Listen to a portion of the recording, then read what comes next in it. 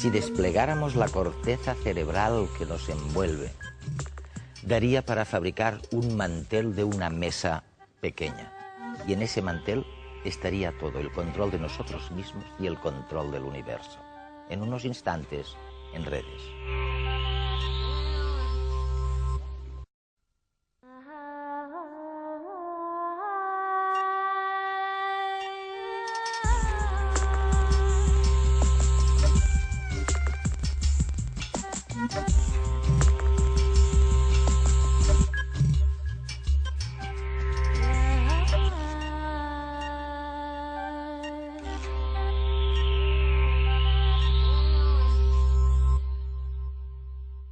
Si desplegáramos la corteza del cerebro de una rata, daría para un sello de correos.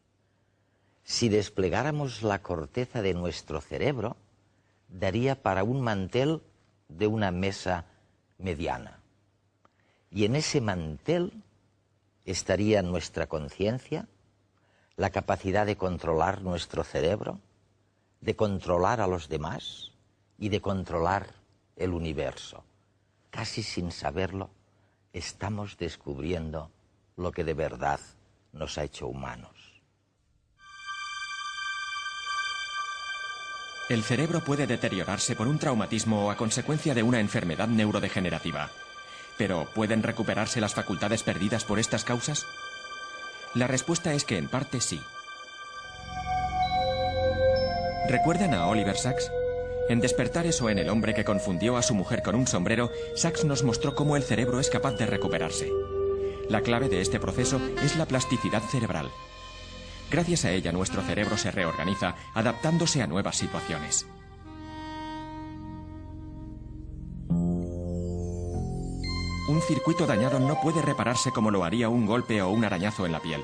Nuestras neuronas, cuando somos adultos, han perdido en gran medida la capacidad de dividirse. La estrategia del cerebro es entonces brillante. Busca otras neuronas con las que suplir las funciones de la zona dañada. Y viceversa.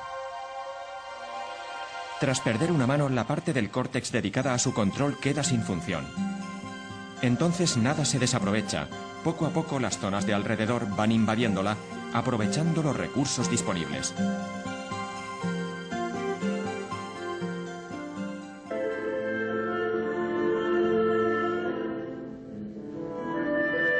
Piensen en dos músicos, uno es pianista y el otro toca el violín. Y ahora imaginen el córtex cerebral como un mapa donde están localizados los diferentes órganos del cuerpo, incluidas las manos con las que estos músicos tocan. Pues bien, una buena idea de plasticidad es esta.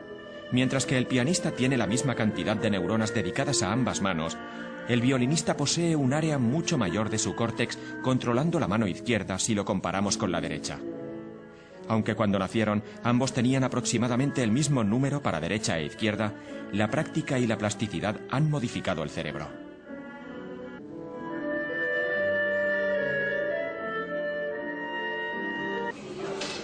Aún sabemos poco sobre los mecanismos precisos que controlan la plasticidad cerebral. Conocerlos no solo haría avanzar las neurociencias increíblemente, sino que sus aplicaciones en neurorehabilitación serían también inmensas. Dentro de este campo, un centro de referencia y pionero en tratamiento e investigación en España ha sido el Instituto Guttmann de Barcelona.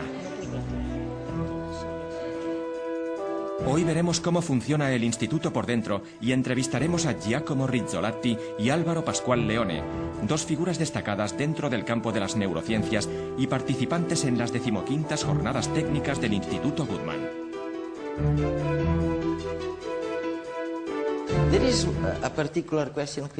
Hay una pregunta específica que quisiera plantearos a los dos para empezar a reflexionar sobre estos temas. Hay cosas, ¿sabes?, en el cerebro que resultan inquietantes. Inquietantes porque son difíciles de entender. En primer lugar, me refiero a las ilusiones, los espejismos. De repente una noche salgo al balcón y veo la luna. Oye, la luna en el horizonte, y parece tan grande, casi tan grande como la propia Tierra.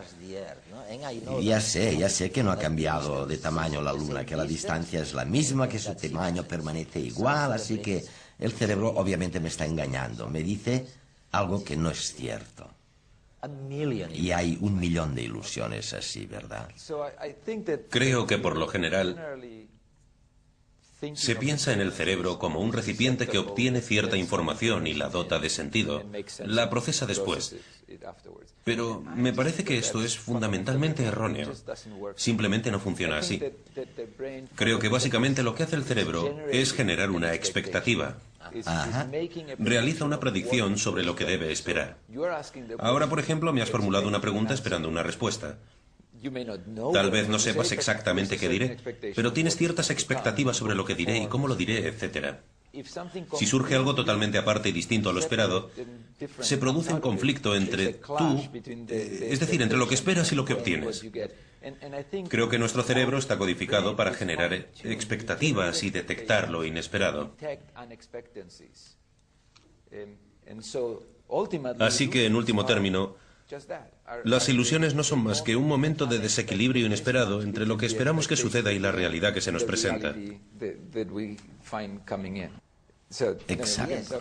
Podemos hablar más sobre ello, pero sí. Creo que es una manera distinta de pensar sobre la percepción, al final. Puesto que la percepción, si la analizamos así, fundamentalmente no puede separarse de la acción. No se puede pensar en captar el mundo, percibir el mundo, sin aceptar que el objetivo de dicha capacidad es poder actuar sobre el mundo. Y si esto es así, si nos preparamos para actuar, en tal caso establecemos una expectativa de la percepción antes incluso de recibir ninguna señal. Está claro, así que al parecer todo esto es posible cuando ver y hacer resultan casi lo mismo para el cerebro. Pero, ¿hay alguna diferencia entre ver e imaginar? Sí. ¿Sí? ¿No crees? De hecho, hace poco hicimos un estudio. Una persona de mi laboratorio lo hizo, Amir Ahmedi. Veamos, si lo piensas, la diferencia está en uno mismo, ¿no? Es decir, yo sé que te estoy viendo y te puedo imaginar ahí. Es algo muy distinto para mí. Sé que es algo muy distinto. De hecho, si no supiera que es algo diferente, dirías que estoy enfermo, que padezco algún tipo de alucinación, que necesito un psiquiatra. Como sé que es distinto, tiene que haber una diferencia en el cerebro. Y lo que creo que cabe destacar es que durante mucho tiempo la neurociencia ha recalcado el hecho de que muchas estructuras neuronales, muchos de los sistemas cerebrales que nos permiten ver, se activan de un modo muy parecido al imaginar. Eso es. Es lo que decías. Pero si es tan parecido, ¿por qué lo sentimos como algo totalmente distinto? A ver, la pregunta es, ¿qué más sucede en el cerebro que hace que sea tan distinto? Y lo que Amir Ahmedi afirma en el estudio que ha llevado a cabo en mi laboratorio es que lo que sucede cuando imaginamos es que además de activar el sistema visual se desactiva la entrada de datos auditivos, somatosensoriales y visuales del ojo. Se inhiben estas otras áreas activamente. Si no las inhibes, en eso consiste ver. Porque el argumento fundamental es que al ver no solo estamos viendo, también estamos tocando, también nos estamos preparando mentalmente para actuar. Y todo esto requiere Todo lo anterior. una captación de todos los sentidos. Al imaginar no se pretende actuar y por tanto se activa únicamente el sistema visual. Pero está la imaginación motriz. También puedes imaginar que haces algo. Puedes imaginar que estás jugando a tenis en este momento.